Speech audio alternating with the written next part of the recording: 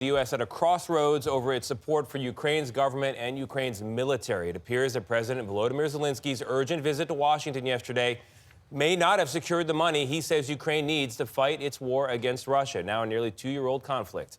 Weijia Jiang is at the White House for us, following all of it. Weijia, good morning.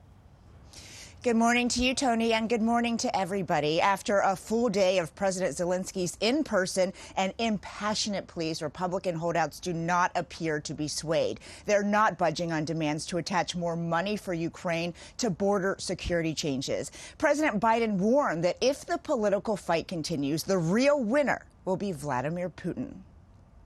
Putin is banking on the United States failing to deliver for Ukraine. We must prove him wrong.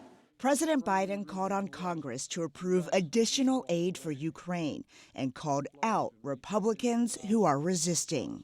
If you're being celebrated by Russian propagandists, it might be time to rethink what you're doing. Welcome back. At the White House, Ukraine's President Volodymyr Zelenskyy made his case to the American public amid its waning support for more funding. We are fighting for our country and freedom, and also in Europe, we say for our freedom and yours. The U.S. has already sent $111 billion in humanitarian and military aid to Ukraine since Russia invaded. Zelenskyy spent hours on Capitol Hill in closed-door meetings, pleading for more help.